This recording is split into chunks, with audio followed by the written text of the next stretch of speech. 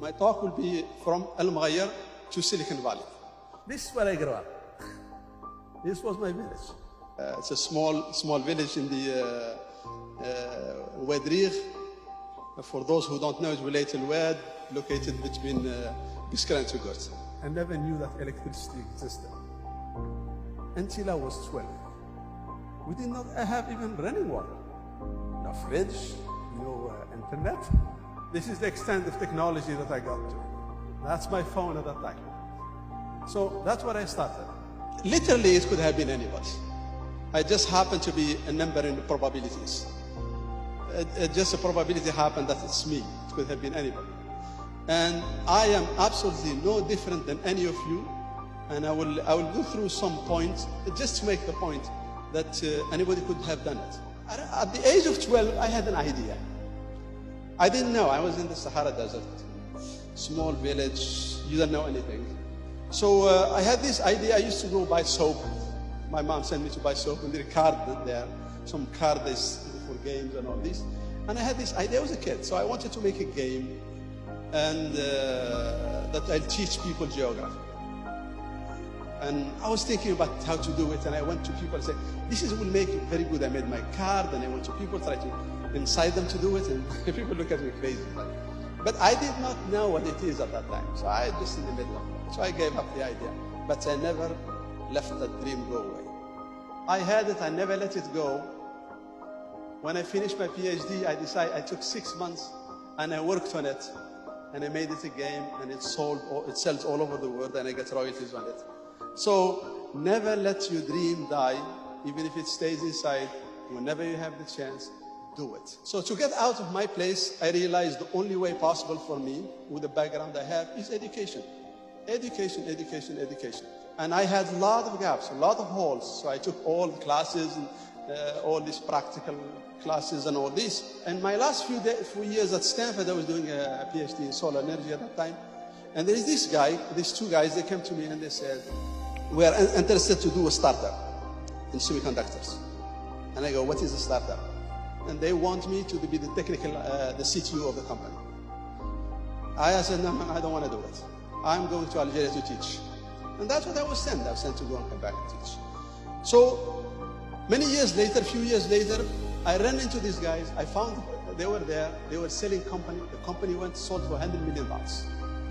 Why I'm telling this story is these are people that believed in me more than I believed in myself. That's the worst thing that can happen to a human being, that somebody else believes in you more than you believe in yourself. So I just hit me, the biggest thing hit me in life. And I went and I wanted to know everything about startups, how to do companies, I learned everything possible. Life, when you do things, you should not try to be better than anybody. You have to be better than yourself. Better yourself. Get to know yourself and do better than you can. Don't worry about anybody. We don't all start with the same point. Some people have their fathers is Bill Gates, and some people have Mahatma Gandhi, I guess, or something like that. So we don't have the same funding. So we started differently. So you do what you can with what you have, and you push forward. And while going, so what you do is you take it step by step, you set goals, and you go step by step, and don't worry about what's happening around. So it's small, solid steps and strong goals. And while going, remember to leave your footprints. You have to go and leave your footprints. For whatever you do, you are a farmer, you are a scientist, you are somebody sweeps the floors, you try to do the best you can. And that's what all you need to do. So if you look at it this way, it looks like stairs going up. This is life, is very easy. In fact, life is not like that, unfortunately. It's more like this. At least my life has been like this, or even worse. So you go up and down and up and down, and life is full of ups and downs, and you have to ride them and take them to where, and just wake up every time when you do it. I will tell small stories. So I went to my taxman, a guy who was about 80 years old, and he was doing his taxes, my taxes, and he told me, "Let me tell you an advice." And he said, "Look, you are not old enough to know this. I am retired. I sit in the backyard. And there is nothing that bothers me in life than things that I want to do and I have never done. It eats me in life, and you cannot sleep when you're old. So do them now. The next day I quit my job and I went and I did something else. If you have something in your mind and you want to do it, don't let it there.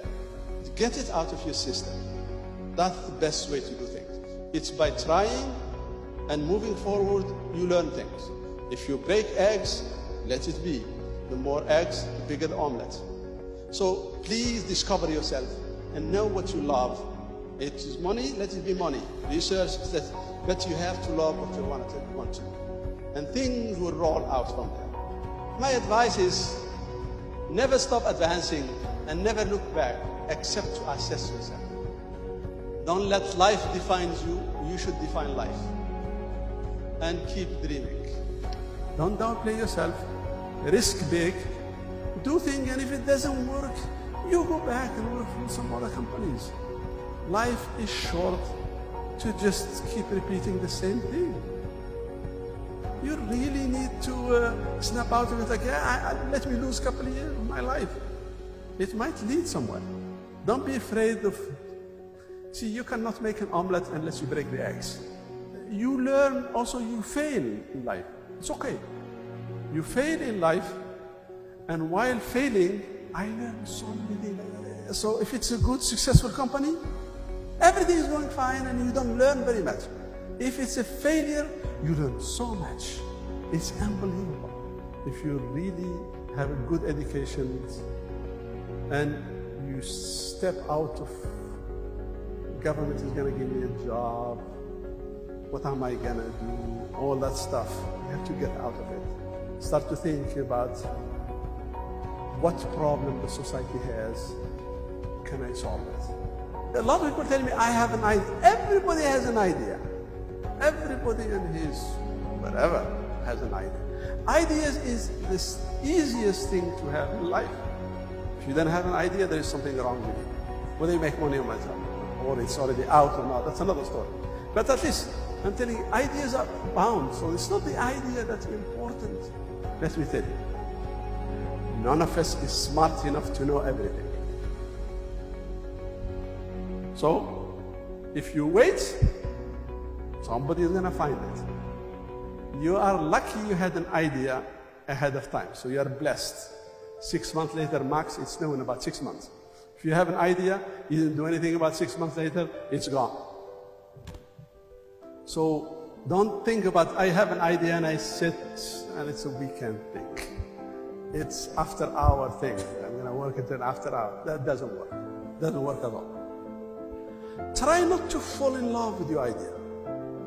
And this is, it's very crucial, because if you fall in love with your idea, anybody who comes to talk to you say, but no, you're wrong. The formula says, that's wrong. You have to be able to say, because you're risking your life, you have everybody who tell you something and it sounds like it's a problem.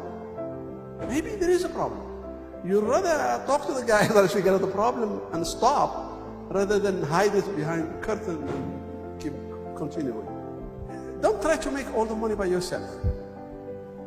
100% of zero is zero. 10% of a big number is quite very good. So bring people, have them share with you the wealth. Make something successful. Don't look for the money, look for the success. Why am I telling you this? I'm not bragging about it. It's one thing, if you have a dream, don't let it go. Doesn't matter, it will stay for 20, 30 years. Stick with it. One of these days,